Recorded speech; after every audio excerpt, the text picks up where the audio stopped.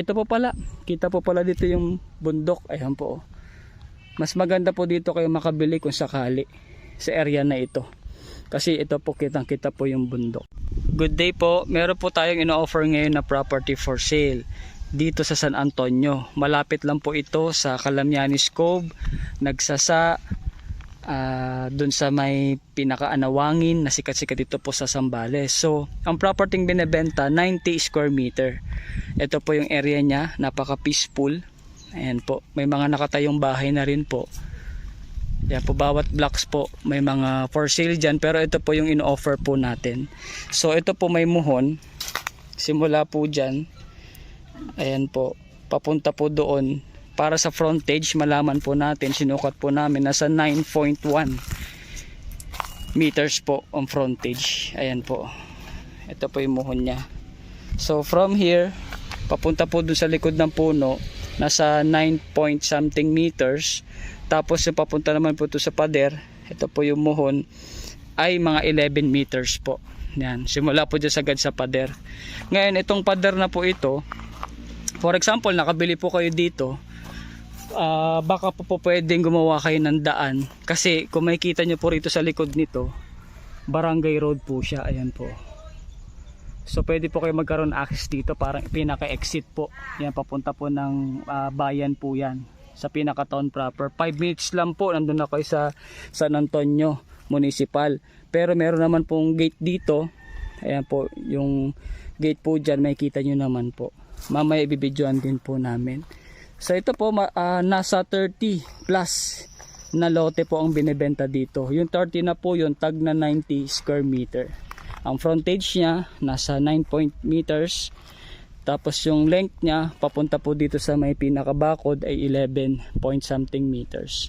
So yun po. Right now, hindi na po ito active na subdivision, pero ito po ay naka-private listing sa bangko. So foreclosed property po siya. Ayan po. So makakasigurado kayo na wala na pong problema sa mga documents. Bakit po? Kasi kung galing po ng bangko, hindi po aprobahan to na ma-foreclose kung sakaling may problema po ang documents. Titled po lahat ng mga property po dito. Simula po dun sa pinakadulo. Ayan po. Napaka-peaceful po nito kung gusto nyo mag-beach sa Pondakit. Andun lang po yung mga beach resort. Same time, island hopping. Ayan. So, ang ideal po dito, papakita ko po sa video, mayroon mountain view po dito. Ayan, kung nakikita nyo po yun, yan mountain view po yan. So pag nagtayo po kayo dito ng second or may rooftop na third floor, may kita po na yung view dyan. I-flash ko po sa screen. Yan po yung maging view nyo. So yan po ang property dito. Ilalagay ko lang po sa description box kung magkano per square meter. Kaya po kung gusto nyo po ng investment, dito na po sa San Antonio property. Tapos malapit lang po sa munisipyo, andun na po yung may Jollibee na po doon.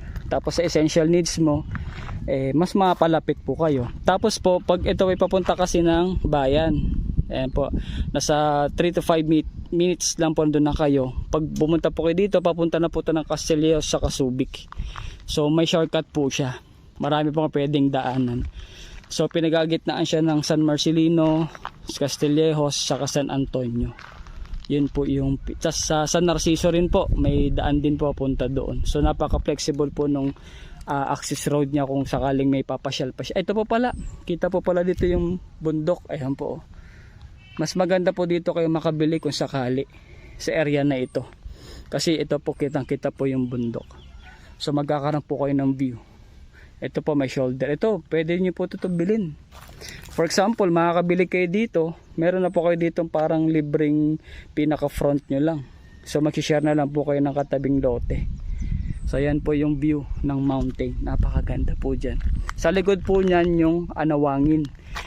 Magdadagat lang po kayo, magrenta po kayo ng boat. Tapos kung gusto nyo pong magpunta ng island, makakapunta rin po kayo. So yun lamang po, sa mga interesado po rito, for more details, mag-comment lang po kayo or mag-message lang po kayo sa contact number ko. Yun lamang po, salamat.